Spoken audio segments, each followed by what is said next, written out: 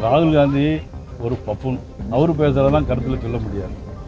கமலஹாசன் பேசுறத கேட்டீங்களா சார்? அந்த வார்த்தைக்கு எடுக்கிறது அப்படிங்கிறது யார் அதை வச்சு பிழைச்சிட்டு இருக்காங்க? இப்போ தமிழை வச்சு பேசிட்டு இருக்கிறது, பிழைச்சிட்டு இருக்கிறது யார் தெரியும் உங்களுக்கு. இருந்தாலும் அதை கேட்டு ஒரு குழப்பம் பண்ண முடியுமான்னு நினைக்கிறீங்க? எந்த குழப்பமும் பண்ண முடியாது. மணப்பெண்ணின் பிரத்யேகமான திருமணம் விவாஹா தி சென்னை சில்க்ஸ். இந்த கூட்டத்தில் எல்லா கூட்டணி கட்சி தலைவர்களும் கலந்துருப்பாங்களா சார்? வெயிட்டிங்கில் இருக்கிற இந்த தேமுதிக, அன்புமணி ராமதாஸ், பாமக. நீங்கள் தயவுசெய்து வெயிட்டிங்கில் இருக்கான்னு யாரையும் சொல்லக்கூடாது.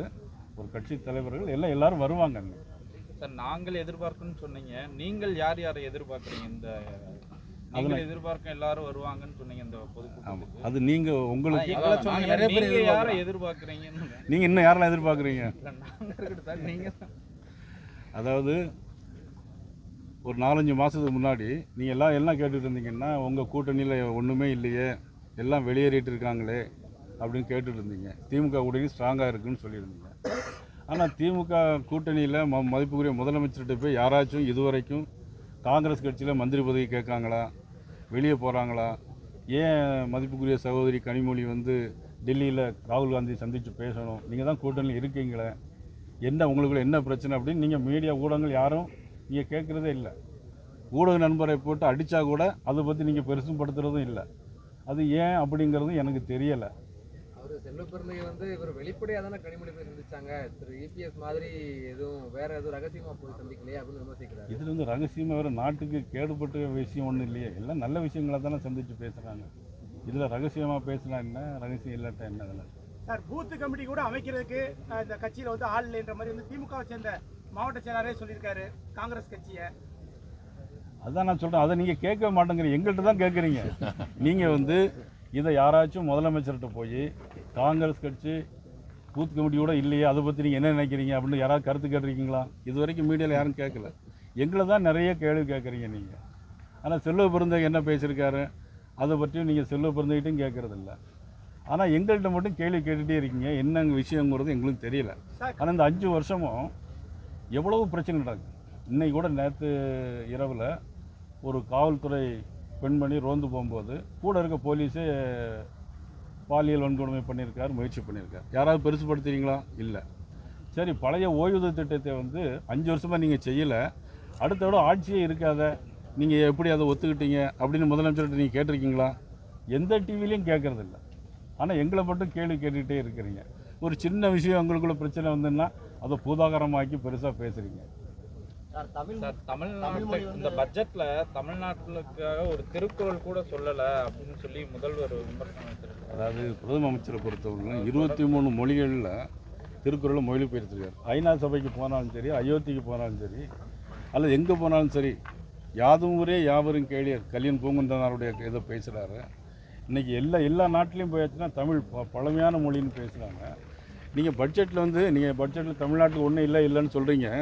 ஆனால் தமிழ்நாடு பட்ஜெட் போடும்போது திருப்பரங்குன்றத்துக்கு அப்படின்னு ஏதாவது நிதி ஒதுக்குறாங்களா?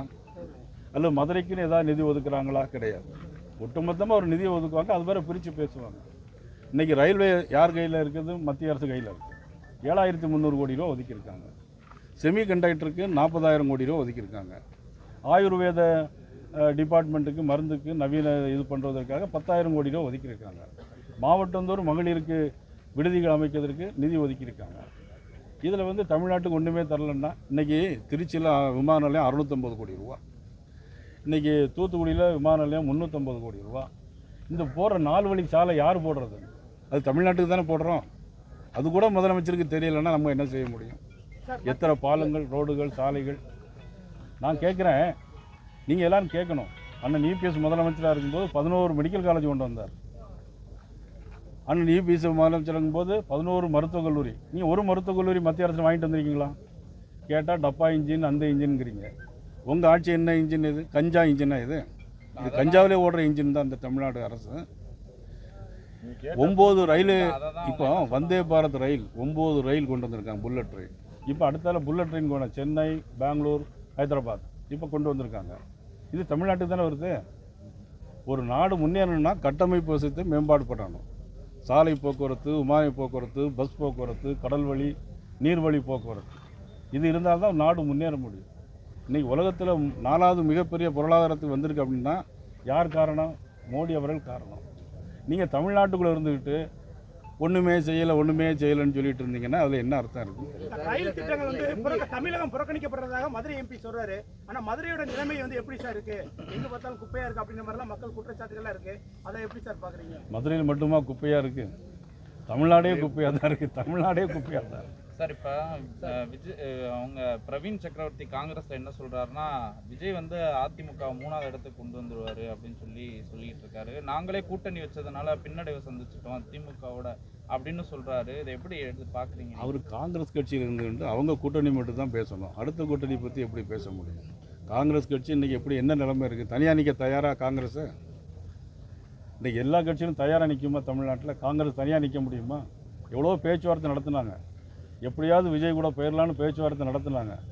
முடியாமல் இன்றைக்கி திருப்பியும் இன்றைக்கி திமுக கூட்டணியில் வந்து இருந்துக்கிறாங்க. அதுதான் உண்மை.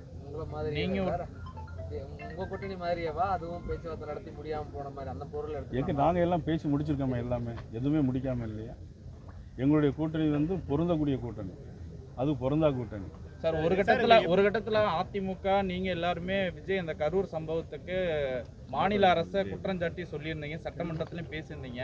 இப்போ அவங்க கடுமையா விமர்சிக்கிறாங்க, அதிமுக விஜயை கடுமையா விமர்சிக்கிறாங்க. இதை எப்படி பாக்குறீங்க நீங்க?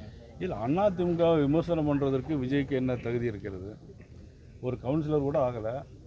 இன்னும் விசில வச்சு அடிச்சுக்கிட்டு இருந்தாக்கி அதெல்லாம் ஒன்று நடக்குமா நாட்டில்? அதெல்லாம் அதுங்க சார், எப்ஸ்டன் ஃபைல்ஸ்ல வந்து மோடி அவர்களுடைய பெயர் வந்திருக்கு. இந்த எப்ஸ்டன் ஃபைல்ஸ்ல பிரதமர் மோடி அவர்களுடைய பெயர் இருப்பதாக ஒரு குற்றச்சாட்டு எழுந்திருக்கு. அது சம்பந்தமா வந்து ராகுல் காந்தியும் இதில் நாடாளுமன்றத்தில் பேச முற்பட்டாரு.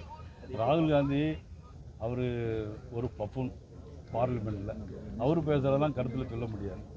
அந்த கமலஹாசன் பேசுறதை கேட்டீங்களா சார்? கமலஹாசன் பேசியிருக்காரு. மிக கடுமையா நன்றி சொல்லி பயங்கரமா பேசியிருக்காரு. தமிழ்நாட்டில் வந்து பிச்சை எடுக்கணும்னா ஏன் தமிழ்ல எடுக்கிறீங்க, ஹிந்திலேயோ ஆங்கிலத்தில் எடுக்கலாம்? அது நீங்கள் சொன்ன வார்த்தை அப்படி நீங்களே சொன்னது மாதிரி வச்சுக்கோங்க.